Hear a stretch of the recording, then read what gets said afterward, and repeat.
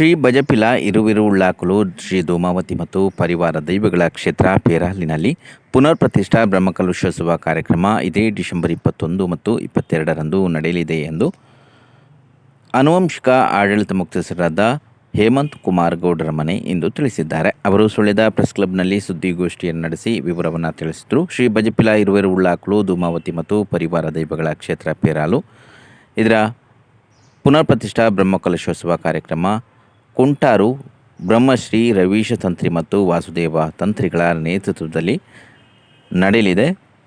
ಇದೇ ಸಂದರ್ಭದಲ್ಲಿ ಸಭಾ ಕಾರ್ಯಕ್ರಮ ಹಾಗೂ ವಿವಿಧ ಧಾರ್ಮಿಕ ಕಾರ್ಯಕ್ರಮಗಳನ್ನು ಹಮ್ಮಿಕೊಳ್ಳಲಾಗಿದೆ ಎಂದು ತಿಳಿಸಿದರು. ಡಿಸೆಂಬರ್ 21ರಂದು ಹಸಿರು ವಾಹಿನಿ ಮೆರವಣಿಗೆ, ಉಗ್ರಾಣ ತುಂಬಿಸುವುದು, ಅನ್ನ ಸಂತರ್ಪಣೆ, ತಂತ್ರಿಗಳ ಆಗಮನ ಸೇರಿದಂತೆ ಹಲವಾರು ಧಾರ್ಮಿಕ ವಿಧಿವಿಧಾನಗಳು ನಡೆಯಲಿದೆ. ಅದೇ ರೀತಿ ಸಭಾ ಕಾರ್ಯಕ್ರಮದಲ್ಲಿ ಆದಿಚುಂಚನಗಿರಿ ಶಾಖಾ ಮಠ ಮಂಗಳೂರು ಇದರ ಸ್ವಾಮೀಜಿಗಳಾದ ಧರ್ಮಫಲನಾಥ ಸ್ವಾಮೀಜಿಗಳು ಆಗಮಿಸಲಿದ್ದು, ಕಾರ್ಯಕ್ರಮದ ಅಧ್ಯಕ್ಷತೆಯನ್ನು ಹೇಮಂತ್ ಕುಮಾರ್ ಗೌಡರ ಮನೆ ವಹಿಸಲಿದ್ದಾರೆ. ಧಾರ್ಮಿಕ ಉಪನ್ಯಾಸವನ್ನು ವೇದಮೂರ್ತಿ ಬ್ರಹ್ಮಶ್ರೀ ಕುಂಟಾರು ರವೀಶ್ ತಂತ್ರಿಗಳು ನೆರವೇರಿಸಲಿದ್ದಾರೆ. ಮುಖ್ಯ ಅತಿಥಿಗಳಾಗಿ doctor KV Chidananda Gowda, doctor Haraprasad Tudiyadaka, Kishore Kumar Ulvaru, Guddappa Raimenala, Shyam Prasad Addatadka ಹಾಗೂ ಶ್ರೀಹರಿ ಕೊಕ್ಕುಡೇಲು ಮೊದಲಾದವರು ಭಾಗವಹಿಸಲಿದ್ದಾರೆ ಎಂದು ಅವರು ಹೇಳಿದ್ದಾರೆ. ಈ ದಿನ ನಮ್ಮ ಬಜಪಿಲ ಕ್ಷೇತ್ರ ಅಂದರೆ ಸುಮಾರು 1000 ವರ್ಷಗಳ ಇತಿಹಾಸವಿರುವ ಒಂದು ಶ್ರೇಷ್ಠವಾದ ತುಡಿಕಾನ ಸೀಮೆಯ ಪ್ರಥಮ ಅಂದರೆ ತುಡಿಕಾನ ಸೀಮೆಯಲ್ಲಿ ನಮಗೆ ದೇವರುಗಳಲ್ಲಿ ತುಡಿಕಾನ ಮಲ್ಲಿಕಾರ್ಜುನ ಸ್ವಾಮಿ ಹಾಗೆಯೇ ದೈವಸ್ಥಾನಗಳಲ್ಲಿ ಸೀಮೆ ದೈವವಾಗಿ ನಮ್ಮ ಬಜಪಿಲ ಇರುವಿರುಳ್ಳಾಕಲು ಈಗ ಬಿತ್ತಿದ್ದಾರೆ. ಅದೇ ಅಂದರೆ ಈ ಒಂದು ದೇವಸ್ಥಾನ ಸುಮಾರು ವರ್ಷಗಳಿಂದ ಅಂದರೆ ನನಗೆ ಸಾಧಾರಣ ಚಿಕ್ಕ ವಯಸ್ಸಿನಲ್ಲಿ ಇರುವಾಗ ಸುಮಾರು 80-81ನೇ ಇಸವಿಯಲ್ಲಿ ನಮ್ಮ ಬಜಪಿಲ ಸ್ಥಾನದಲ್ಲಿ ಒಂದು ಅಷ್ಟಮಂಗಲ ಪ್ರಶ್ನೆ ನಡೆಯಿತು. ಆ ಪ್ರಶ್ನೆಯ ಚಿಂತನೆಯ ಪ್ರಕಾರ ಸುಮಾರು 950 ವರ್ಷಗಳಿಗಿಂತ ಆಚೆ ಪೂರ್ವದ ಹಾಗೂ 1000 ವರ್ಷದ ಒಳಗಿನ ಒಂದು ದೇವಸ್ಥಾನ ಅಂತ ನಮಗೆ ಚಿಂತನೆಯಲ್ಲಿ ಕಂಡುಬಂದಿದೆ. ಆ ಸಂದರ್ಭದಲ್ಲಿ ನಮಗೆ ಇದನ್ನು ಜೀರ್ಣೋದ್ಧಾರ ಮಾಡಬೇಕು ಅಂತ ಹೇಳುವಂಥ ಯೋಚನೆ ಆಗಲೇ ಇತ್ತು. ಅದೇನೋ ಕಾರಣಾಂತರಗಳಿಂದ ಆ ಸಮಯದಲ್ಲಿ ಆಗಲಿಲ್ಲ.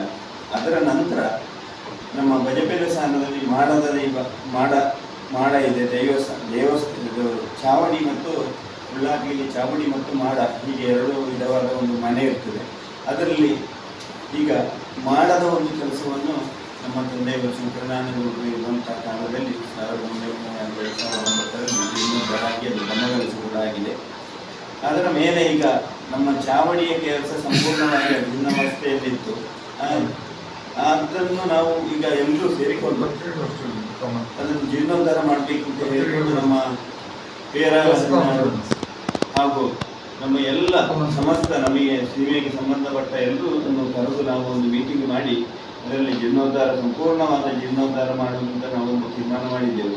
ಆ ಪ್ರಕಾರ ಆ ಪ್ರಶ್ನೆಯ ಅಷ್ಟಮಂಗಲ ಚಿಂತನೆಯ ಪ್ರಕಾರವೇ ನಾವು ಈ ವರ್ಷ ಅಂದರೆ ಜೂನ್ ತಿಂಗಳ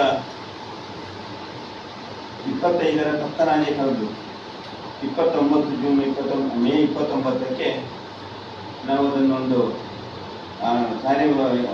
ದೈವಸ್ಥಾನವನ್ನು ಸಂಪೂರ್ಣವಾಗಿ ಮುರಿದು ಆಮೇಲೆ ಹೊಸ ಒಂದು ಇದಕ್ಕೆ ನಾವು ಒಂದು ಚಾಲನೆಯನ್ನು ಕೊಟ್ಟಿದ್ದೇವೆ.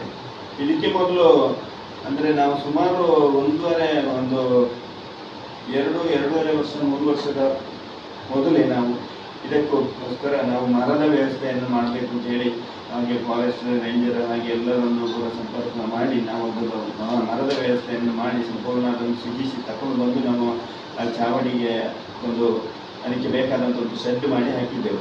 ಹಾಗೆ ಅದು ಆದ ಮೇಲೆ ನಮಗೆ ಮೇ 25ಕ್ಕೆ ಪತ್ತನಾಜೆ ಉಂಟು. ನಮ್ಮಲ್ಲಿ ಯಾವುದೇ ಕಾರಣಕ್ಕೂ ಜಾತ್ರೋತ್ಸವವನ್ನು ನಿಲ್ಲಿಸಬಾರದು ಅಂತ ಹೇಳುವಂಥ ಒಂದು ಉದ್ದೇಶದಿಂದ, ಅಂದರೆ ನಮ್ಮ ಅಜ್ಜನ ಕಾಲದಿಂದ ನಮ್ಮ ತಂದೆಯವರ ಕಾಲದಿಂದಲೂ ಯಾವುದೇ ಒಂದು ಕಾರ್ಯಕ್ರಮ ಯಾವುದಂದರೆ ಸಂಕ್ರಮಣ ಆಗಲಿ ತಂಬಿಲಗಳಾಗಲಿ ನೇಮಗಳಾಗಲಿ ಅಥವಾ ಯಾವುದೇ ಒಂದು ಭಂಡಾರ ಹೋಗುವಂಥ ಕಾರ್ಯಕ್ರಮ ಯಾವುದು ಆ ಕೊರೋನಾ ಕಾಲದಲ್ಲಿ ಕೂಡ ಅದು ನಿಲ್ಲುವುದು ಬೇಡ ಅಂತ ಹೇಳುವ ಒಂದು ಉದ್ದೇಶದಿಂದ ಆ ಸುಳ್ಯ ತಾಲೂಕಿನಲ್ಲಿ ನಾವು ಒಂದು ದಿವಸವೂ ಯಾವುದೇ ಒಂದು ಕಾರ್ಯಕ್ರಮ ನಿಲ್ಲಿಸದೆ ಅದನ್ನು ನಡೆಸಿಕೊಂಡು ಬಂದಿದ್ದೇವೆ ಈ ದೈವಸ್ಥಾನವನ್ನು. ಅದರ ದೈವದ ಇಚ್ಛೆ ಅಂತ ನಮಗೆ ಬಯಸ್ತೇನೆ.